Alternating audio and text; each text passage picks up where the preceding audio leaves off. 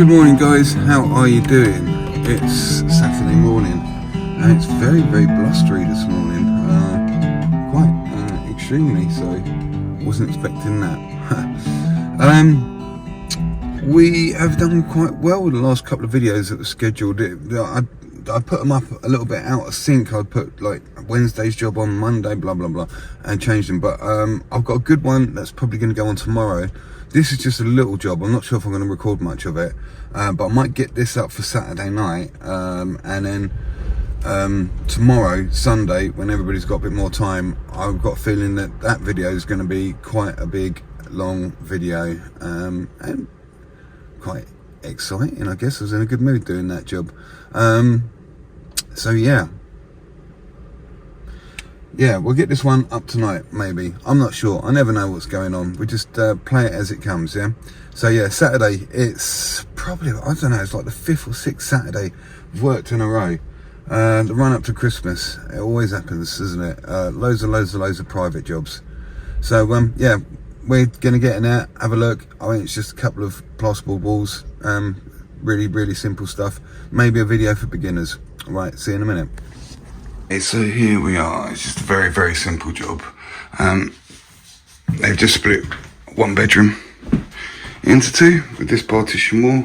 Apparently they're sorting this out at a later stage where this goes up against the window, so nothing to do with me.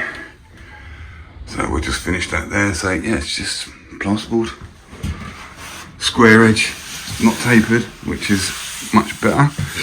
Yeah, it's just no problem. We should have this wrapped up in no time. And obviously the other side, you need a little bit of PVA on this because it's a painted surface, and yeah, have it done and get it scrimmed up, get some plaster on it. So you may recall from the other day, I've been noticing all the different manly names they've been given to rolls of scrim. This in rather a fetching light pink, almost day glow. I believe this scrim is called Monster Scrim, made by Tigris or something like that, and I'm pretty sure that Tigris or Tigris, the pronunciation, was a terrible Greek monster, like a titan or something, one of the offspring from a titan or a god. So yeah, we're using Monster Scrim. The other day, I think I highlighted some scrim and it was Gladiator Scrim. And then we had some more formal scrim before that, which was just called Extreme Scrim. So yeah, Monster Scrim today in a nice fetching pink. Okay, one thing that might be a little bit unique about this job is obviously we're not coming around and plastering onto here, but the board finishes. So, you know, what I'm doing is just scrimming right up to that edge. You can come right around the corner, and when it's all plastered and before you paint, mate, you can run a Stanley knife down there and pull off the excess scrim. But I like to get it pretty much kind of bang on with your trowel. You can just like push it in.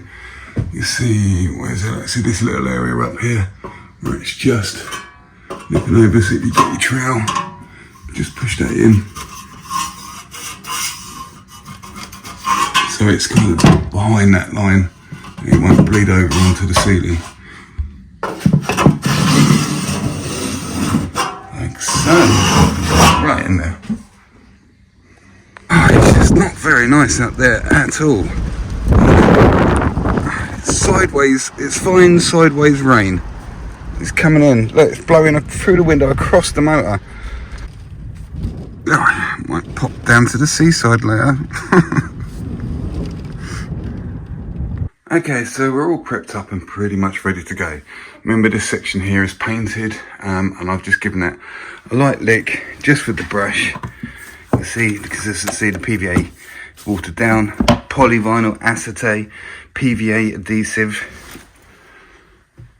So we just need that to pick up, and it's pulling in quite quick. Now I was expecting it to kind of do that because these walls have just had an emulsion and they have been taped and jointed, because I can see now where they've cut out this doorway, this new doorway. So we can see it looks like it's 15mm board in depth, and there's no plaster on that whatsoever. So this is going to really draw the moisture out of that. I mean, if it was plastered, then... So yeah, it's pulling in straight away, it's ready to go. So rather than kind of like just feathering this edge, I just going to do, bring it to here. It's easier to bring it to an edge like this than it is to feather it out, and it will look better. Let's have a quick little ghost hunt in here, shall we? Where's the unbutton? There we go. Let's turn it onto beam. There we go. So let's have a look. There's a couple of ripples in there. That is probably a whole sheet of plasterboard. There'll be a joint at the top, which is there. There we go. That's what happens when you joint and tape. You see, tapered edge board. This is a new build. That plasterboard is all flat. That's just plasterboard. Well, there's a couple of gouges in it there. There must be another piece. Right, look, that's the joint. Right at the edge there, that little ghost hunt, like Scooby-Doo. Walking around with your torch in the dark.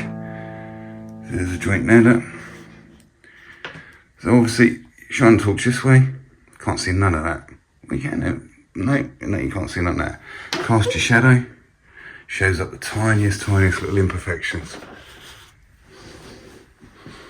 Let's have a look down here. There we go. Joint and taping.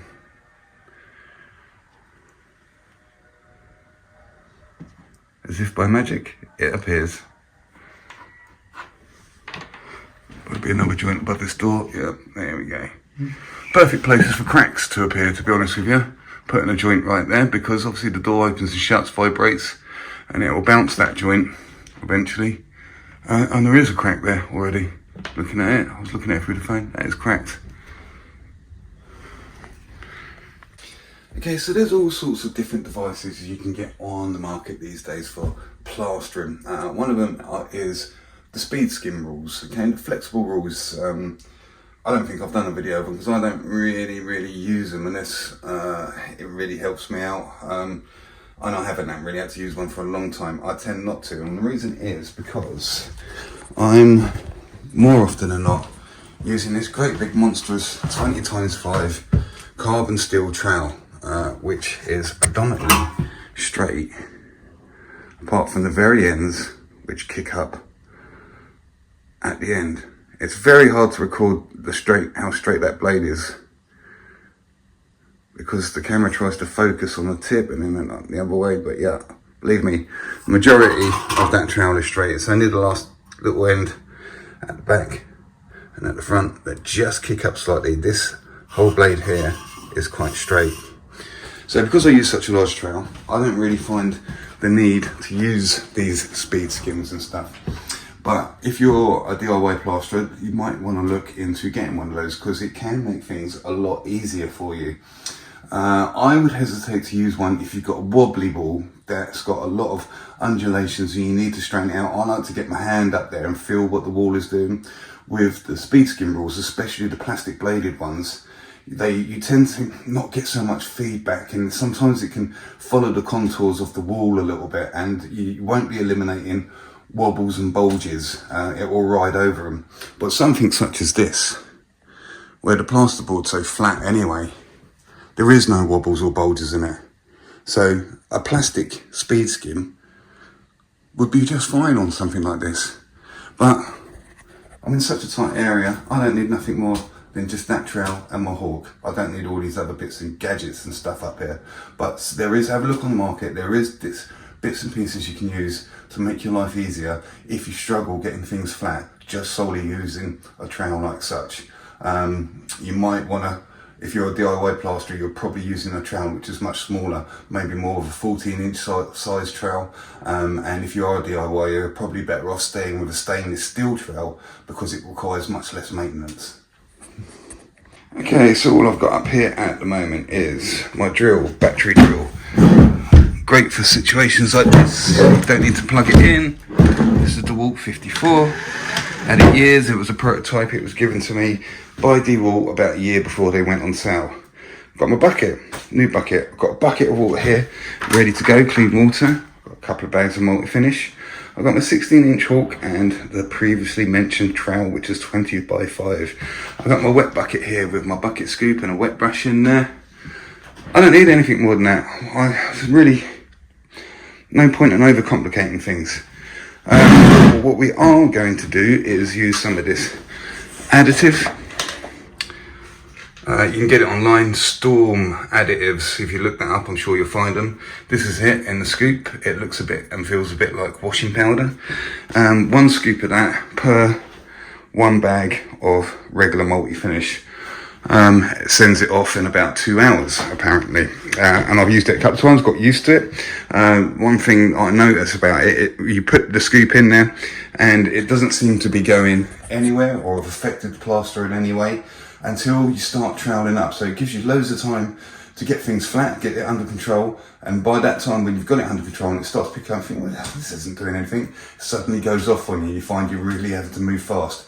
So don't be fooled. If you are starting to mess with that, keep an eye on it. If you start feeling it going, you need to get back on it quickly.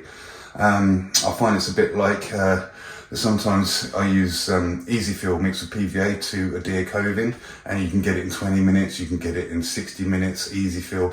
And I noticed the same as with that, when you think, oh, it's 20 minutes, or like 19 minutes and 30 seconds, it's gone nowhere, then all of a sudden, whoa, it's gone, you know what I mean? So I don't know how they get it to do that and go off like that at a specific time in such a sharp fashion, rather than just gradually getting stiffer and stiffer, and you get the feel of it. So yeah, it can fly off right at the end. But obviously this wall, as you saw, and the wall on the other side, I'm gonna guess it's just over a bag. So I'm probably gonna put a bag and a half in, get that nice and flat, and then with the half bag, probably put the top coat on, the laying down coat, with the last half bag, get a real tight coat, and get off home and enjoy what's left of the weekend. Okay, so 1 scoop in the water before you start mixing your plaster. Okay, so there's our plaster mixed to a smooth consistency, banging out all the lumps. And you can see it can, you know, it's mixed up, knocked up a little bit thicker, and it's holding itself there, look. Okay, if you're a bit inexperienced with plastering, you're trying it for the first time, you're probably better off knocking it up just a little bit stiffer, because it just makes it a little bit easier to control. I'm not going into one about how to knock up on this video or how to put it on the walls. I'm just sorting this out as a really quick light watch for hopefully going to go up tonight, Saturday, the day that I'm recording it, and then I'm setting it up for a larger video on a different job to go up for Sunday, when people have got more time to watch such a bigger, longer video. So yeah, let's get this on the wall, shall we? Okay, so that first wall is on, and I kind of flatten out as I go along. Now if you notice, the internals, even though this gear has just literally just been put on, are nice and tidy. That's because what I tend to do, I haven't got my tripod with me, and I haven't got an assistant, so I can only tell you about it. You load your trowel up with plaster. It's really thick. You start a little bit away from the internal, pull it, okay, and then when you got a tiny amount on the edge of your trowel, then you can get it a lot tighter, because you've got loads on there. You kind of hit the wall first or the ceiling first, and you get a little line across the wall. By getting it, just doing that last little inch and giving it that little wiggle, look how tight and clean and tidy that internal is all the way. And I tend to flatten out as I go along. So what I tend to do, if the trowel is loaded up, I'll come up, load the plaster on, I'll come down, push it out, okay? Then the last one, I'll come over it again, and this will be the flatten out. Then I'll collect some more off my hook, whoosh, on, push it, and then the last one, putting pressure on the back of the trowel more than anything else, leaving light pressure on the front so you don't leave the toe mark, flatten it out. And like I say, because this trowel's so big, it's like a speed skim.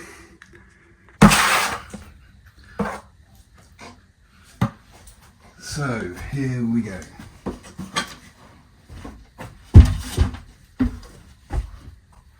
Stop tiny bit away from the edge.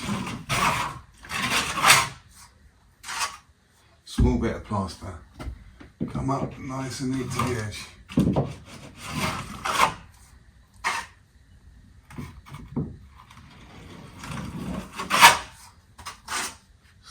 away. Back down, stretch it, tiny little bit. Bring that up to the edge, give it that little wiggle so it pushes right to the very end of the blade of the trowel. Away a little bit, get it flat, tiny little bit, like so. And then for the main body of the wall, what I tend to do is slightly different because I'm coming from the side, just on this one. There's your flatten. There we go. On one movement, pushing it around. Okay, we've got the depth. There's our little flatten. We're putting pressure on the back. Likewise, we come in. And there's your flatten. Go on. Start at the bottom. Up it comes. We're pushing it around, and there's our flatten. Up, down, and back up.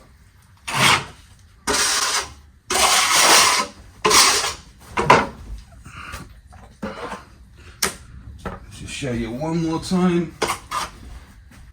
Up, and down, and back up. Might seem longer, but I'll tell you what, it's going on flatter, it's going on neater. I see a lot of guys just doing this.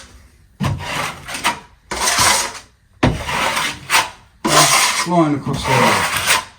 Now let's have a look at the difference.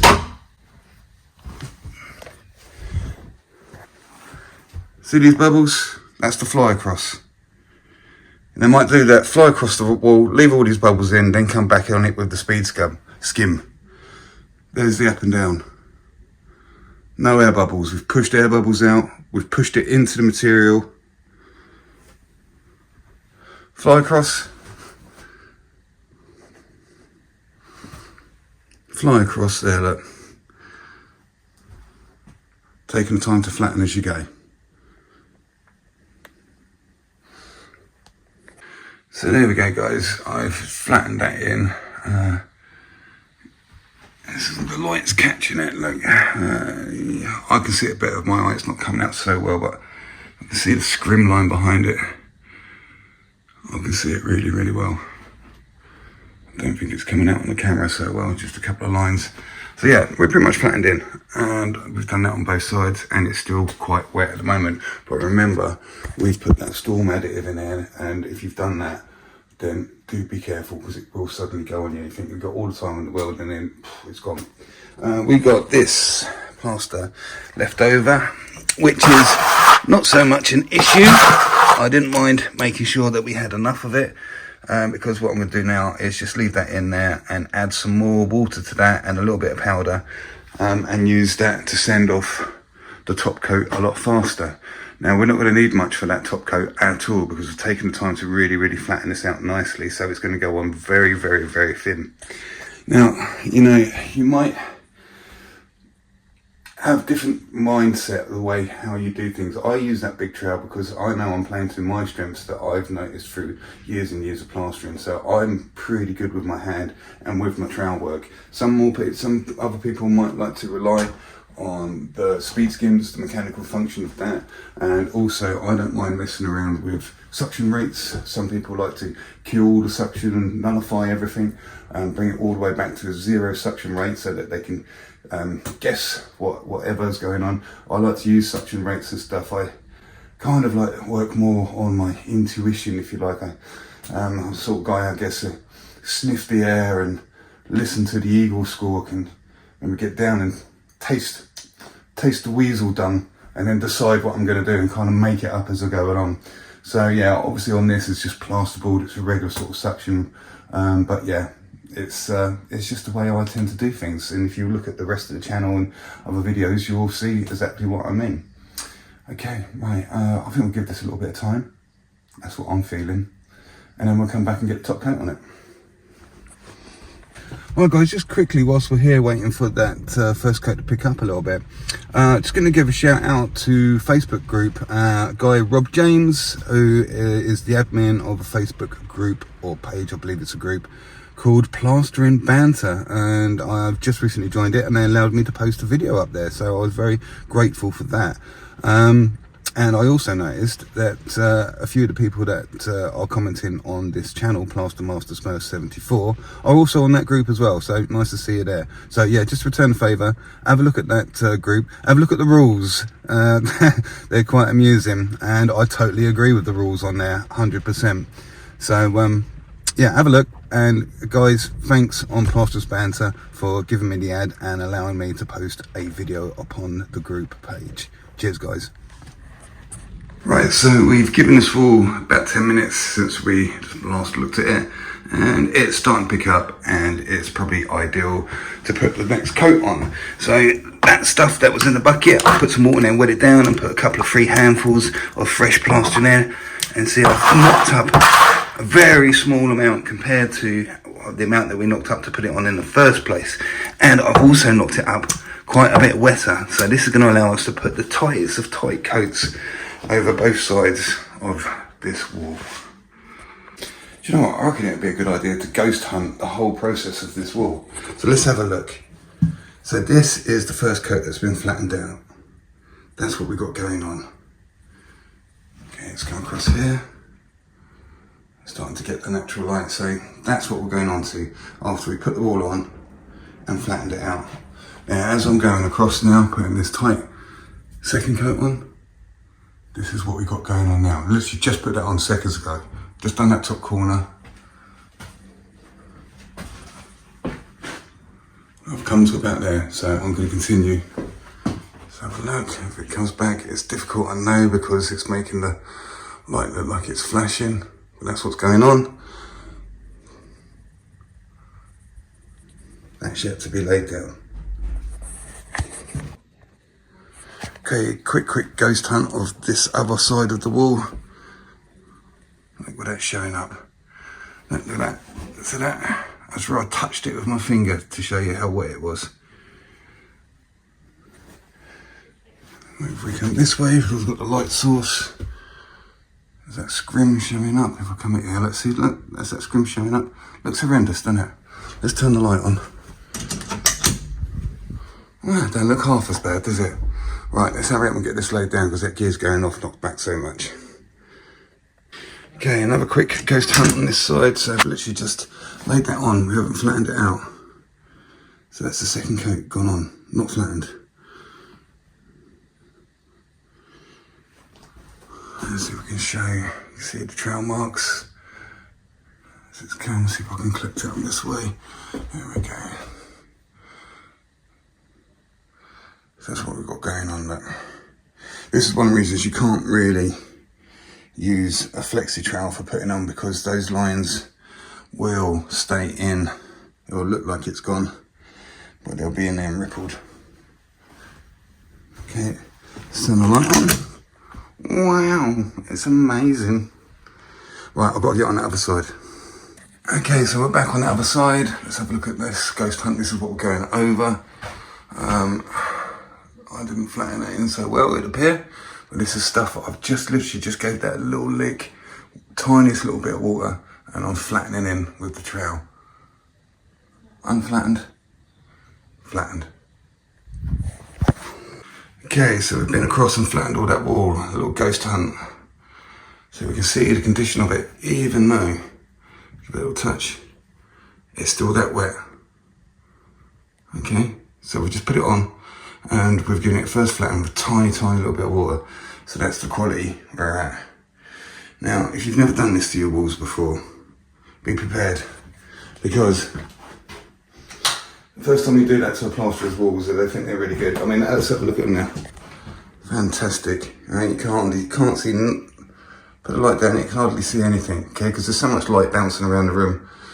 So turn the light off, and casting a light like that all the way down is really scrutinising your work. And maybe the first time you do it, you might have a facial expression, pretty much, you know, remember like the end of Raiders of the Lost Ark, where one guy's face melts, another guy implodes, and the other guy explodes. You might have a reaction similar to one of those guys the first time you do it. I know I did. So yeah, quite often, if you want to have a look at do this to your work, really scrutinise over it. And sometimes it's a good idea to work with a light cast all the way down the wall and look at the different techniques you're using, look what the speed skim does to the walls, and really see what's going on. That's if you really want to scrutinise, obviously. I mean, that is being quite pedantic and going right into one about it. You don't have to do that, really. I mean, if you're a DIY plasterer, then, you know, you can have ripples in your wall, it can be a little bit bubbly, and you can be the proudest guy ever because you did that wall and you've only like been plastering a week or something. For somebody like me who's been plastering like 30 years, then I can't get away with that. So yeah, your little ghost hunt, your little test with your light, do it. It will improve you. Okay, so that's the wall we were just testing, and that's where I touched it with my finger. So this is the other side, remember? And we've just given it a tight lick. I'm brushing the water on the wall, not throwing it on there. So that's the condition we're getting to right at the moment. One little lick, it's been flattened, a little lick with water and reflattened. So it's a 2 sort of visits to it. Now all we really need to do is see at home. See how sockets and stuff can be a real issue. As you come in one direction, come down there and you leave a couple of little lines across here and here, then you come, I'll get that line, so you come this way, look, and it's left a couple of little lines here. You can leave that quite late if you like, and just fill them plain, start opening your trowel off and start planing them off. But yeah, things like that, look, same there, little line left. Okay, but there's not much more we can do for that at the moment. Let's turn the light on and see how beautiful it looks. And our face doesn't have to melt off anymore. Right, so whilst we were letting that pick up for a little bit, because remember we put that storm additive in it, I've got to keep my eye on it. Now's probably a good time to clean out the bucket and get down tools that we don't require up here anymore. Just because I'm so proud of myself, this is the amount of waste I've got left from doing the entirety of the job. That's all that's left. Okay, so I've just been over it for the third time. Let's have a look. Look at that gouge. I picked up a bit of grit from somewhere and it's gouged it out. I'm going to fill that. It still needs another trowel to come out this way. Like, you still see that. Unfortunately, that's the kind of condition we've got at the moment. I've got to admit, it's been going very quickly. You see, it's still quite wet. I can't hold the... That's why I just touched it with my finger, look. But yeah, it's going very quickly. I'm kind of really pushing my luck with that, knocking back so much of that already knocked up plaster with that accelerator in it. I'm literally bouncing from one side to the next. So that's where we're at the moment. Things are starting to change colours, and that's probably making it look a lot more rippled than it is. But look, yeah, there we go, look at that. Look at that, okay. Right, I think the next thing we're going to do, so if we're looking at this now, we're really scrutinising on that. It's the third trowel up, just using that 20-inch carbon steel. And this is the sort of residue we're getting out of there now, so it's getting very thin, so you can't really fill with that anymore. It's more fatty. Some areas are worse than others. Look at these tear marks. Little judder, look, where the toe of my trowel's caught. So right, I need to get on the other side, do that to this, do this to that, and then I'm probably going to go and get my stainless flexi and close all this surface in and show you what it looks like. But like you say, we're still kind of just trying to get things flat, not so much smooth. You only really start smoothing things off right at the end. Okay, back to the other side of the wall with the light on. See it casting down there? Looks alright, doesn't it? Doesn't look too bad at all. It's a third sort of trowel up. Alright, now let's ghost hunt it, shall we?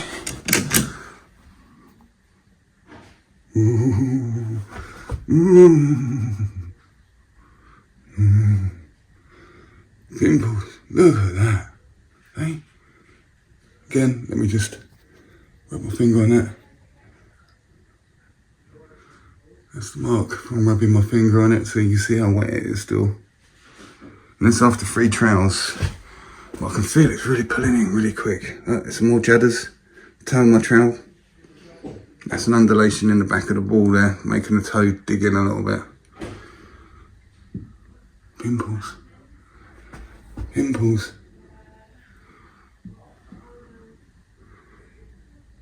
Tear marks. Okay. Right, one more trail, I think, and we'll have another look at it.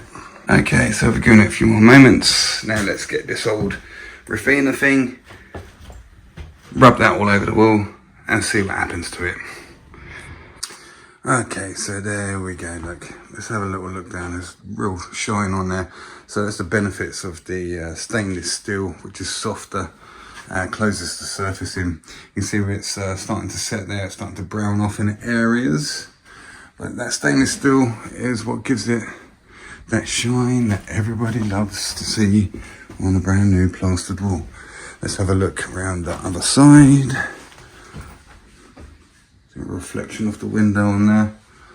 I mean, I had scrutinised on this because we're doing ghost hunts on it. So what I did is with that, the Rafina Flex 2, really opened it up with a wet trowel.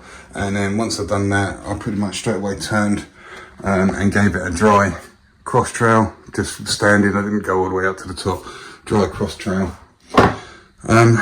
Because I knew I was going to be doing a ghost hunt like now. So let's have a look then.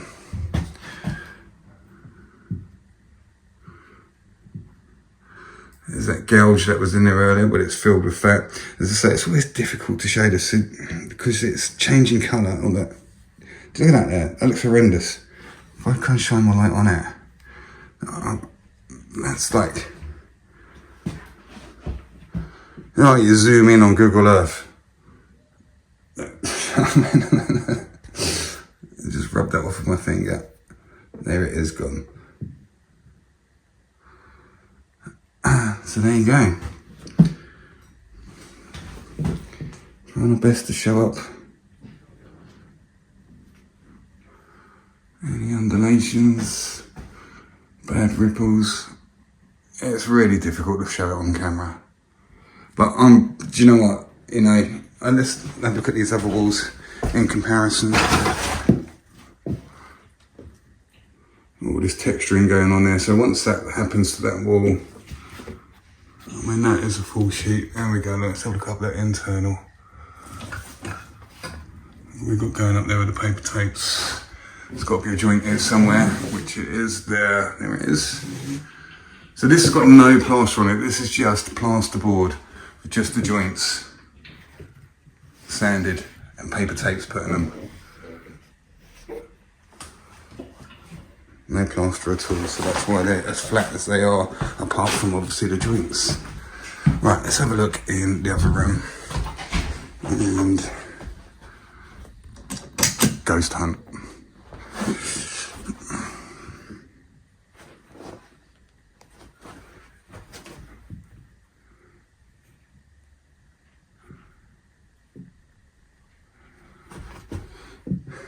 That is perfectly acceptable condition to leave a wall.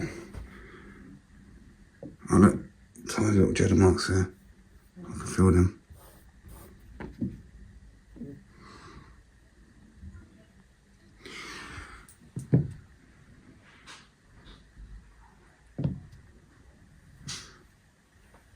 The general flatness is good. There's no discrepancies in that, even those tiny little cheddar marks come through. See, we've got some little tear marks there. When you run your finger over it, it's smooth as anything. It's just discoloration. As soon as that gets a coat of paint over it, that will all disappear, especially if it's rolled like that, because they just stipple it, see? It just gets stippled. There's a joint. So let's turn the light on. There we go, look. Just an incredibly flat looking wall until you shine a light down it in the darkness. Okay guys, so there we go. It's 12:30 in the afternoon and I'm pretty sure I got out the van just after 8 o'clock this morning to go and have a look, see what was happening, because I'd only been told about the job.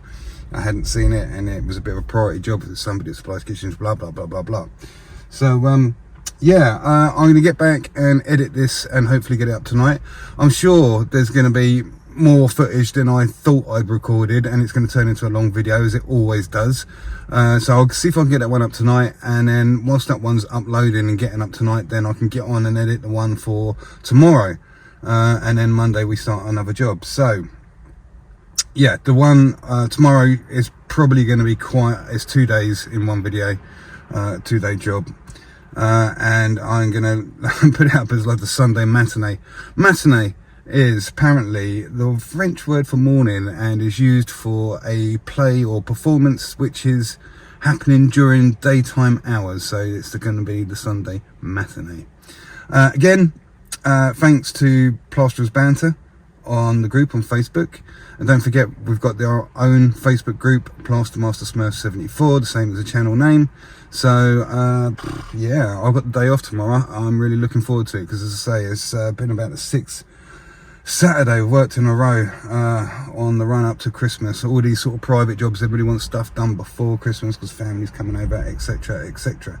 So you guys have an amazing rest of the weekend, and I'm going to spend my Saturday night editing videos and probably drinking Jack Daniels.